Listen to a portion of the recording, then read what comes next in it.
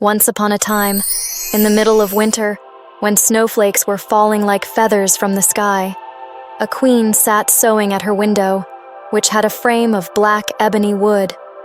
As she sewed and looked out at the snow, she pricked her finger with the needle. 3 drops of blood fell on the snow. The red blood looked so beautiful on the white snow that the queen thought to herself, "If only I had a child as white as snow, as red as blood, and as black as the wood of this frame." Soon after, she gave birth to a little daughter who was as white as snow, as red as blood, and as black-haired as ebony. The child was named Snow White, and when she was born, the queen died. A year later, the king took another wife. She was a beautiful woman, but she was proud and wicked, and could not bear to be surpassed in beauty by anyone. She had a magical mirror, and every day she would stand before it and ask, "Mirror, mirror on the wall, who is the fairest of them all?" And the mirror would reply, "You, my queen, are fairest of all." She was content, for she knew the mirror spoke the truth. But Snow White grew up, and as she became older, she also became more and more beautiful. When she was 7 years old, she was as beautiful as the bright day, and even more beautiful than the queen herself. One day, when the queen asked her mirror, "Mirror, mirror on the wall, who is the fairest of them all?"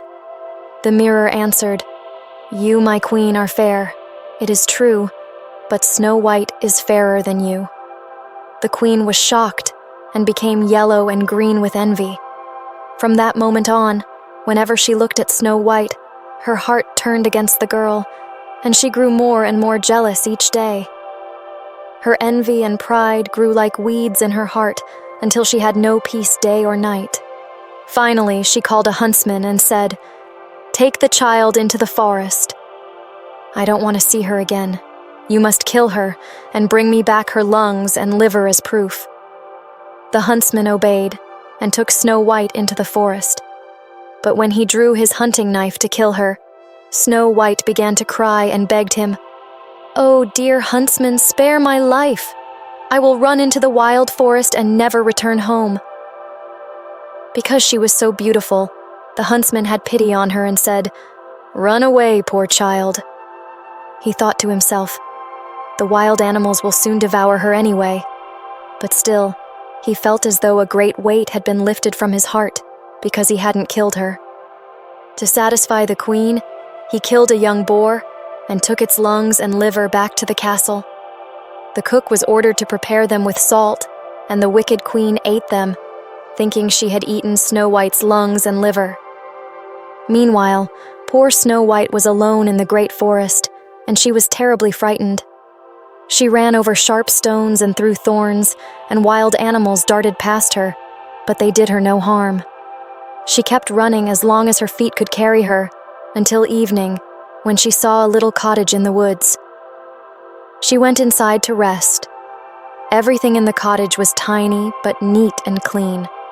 There was a little table with 7 little plates, 7 little spoons, 7 little knives and forks, and 7 little mugs. Against the wall were 7 little beds, all in a row, covered with white sheets. Because Snow White was so hungry and thirsty, she ate a few vegetables and a little bread from each plate, and drank a drop of wine from each mug. Then she was so tired that she lay down on one of the beds, but none of them seemed to fit. One was too long, another too short, until finally the 7th bed was just right. She lay down in it, said her prayers, and fell fast asleep. When it was completely dark, the owners of the cottage came home. They were 7 dwarfs who mined for gold in the mountains. They lit their 7 little candles and saw that someone had been in their house. The first dwarf said, "Who has been sitting in my chair?" The second, "Who has been eating from my plate?" The third, "Who has been eating my bread?" The fourth, "Who has been eating my vegetables?" The fifth, "Who has been using my fork?" The sixth, "Who has been cutting with my knife?" The seventh, "Who has been drinking from my mug?" Then the first dwarf saw that there was a little dent in his bed and said, "Who has been lying in my bed?" The others came running and shouted, "Someone has been lying in my bed too." But when the seventh dwarf looked at his bed, he saw Snow White lying there, fast asleep. The seven dwarfs all came running up, and they cried out in amazement. They fetched their 7 little candles and shone the light on Snow White. "Oh, heavens! Oh, heavens!" they cried. "What a beautiful child!" They were so delighted that they did not wake her up, but let her continue sleeping in the bed. The 7th dwarf slept with his companions, 1 hour with each of them, until the night was over. When morning came, Snow White awoke, and when she saw the 7 dwarfs, she was frightened. But they were friendly, and asked her what her name was. "My name is Snow White," she answered. "How did you find your way to our house?" the dwarfs asked. Snow White told them how her stepmother had tried to have her killed, how the huntsman had spared her life, and how she had run all day until she found the cottage. The dwarfs said, "If you will keep our house for us, cook, make the beds, wash, sew, and knit, and keep everything clean and orderly, then you can stay with us, and you shall want for nothing." "Yes," said Snow White, "with all my heart." And so she stayed with them. Every morning the dwarfs went into the mountains to look for gold, and in the evening, when they came back home, Snow White had their meal ready and their house clean. During the day she was alone, and the good dwarfs warned her, "Be careful about your stepmother. She will soon know that you are here. Do not let anyone in." But the wicked queen, who believed she had eaten Snow White's lungs and liver, thought that she was once again the most beautiful woman in the land. She went to her mirror and said, "Mirror, mirror on the wall, who is the fairest of them all?" The mirror replied, "You, my queen, are fair. It is true. But Snow White, beyond the mountains with the 7 dwarfs, is still 1,000 times fairer than you."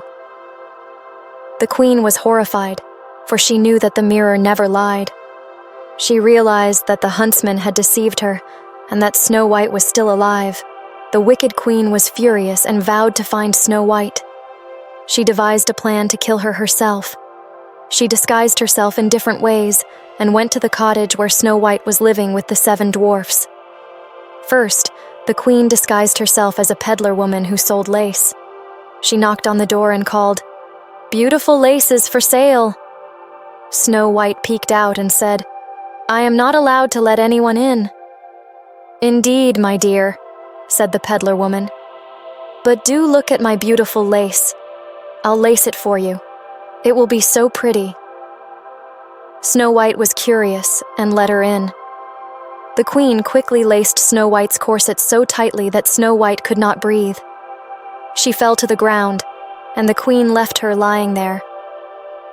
But when the dwarfs came home, they quickly loosened the lace and revived Snow White. The second time, the queen disguised herself as a different peddler, selling combs.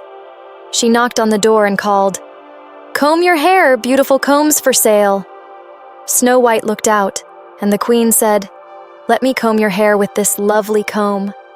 Snow White was again curious, and let her in. The queen began to comb Snow White's hair, but this time she had poisoned the comb. Snow White fell to the ground, and the queen left her there. But the dwarfs came home just in time to remove the comb from her hair and revive her. The wicked queen was now determined to be rid of Snow White once and for all. She disguised herself as a farmer's wife and baked a poisoned apple. She went to the door of the cottage and called, "I have fresh apples. Let me give you one." Snow White, seeing the beautiful red apple, was tempted. She took a bite, and as soon as she did, she fell to the ground. The apple was so poisoned that it made her fall into a deep, death-like sleep. The queen, seeing her plan had worked, laughed wickedly and returned to her castle, believing she was now the fairest in the land. When the dwarfs came home and found Snow White lying on the ground, they were heartbroken. They tried to revive her, but it was no use. They placed her in a glass coffin and set it on a beautiful hill where they could visit her every day. Time passed, and one day, a prince from a far-off land came to the forest. He had heard of the beautiful maiden in the glass coffin and wanted to see her for himself. When he arrived and saw Snow White, he was struck by her beauty. He kissed her gently, and the spell was broken. Snow White awoke from her deep sleep. The prince was overjoyed and asked Snow White to return with him to his kingdom. Snow White gladly agreed, and they had a grand wedding. The 7 dwarfs were invited and attended the celebration with great joy. As for the wicked queen, she was invited to the wedding, not knowing that Snow White was alive.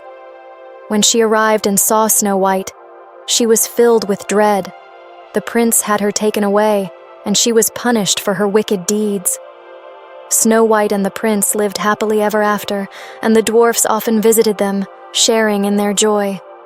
And so, Snow White's story ends with peace and happiness for all.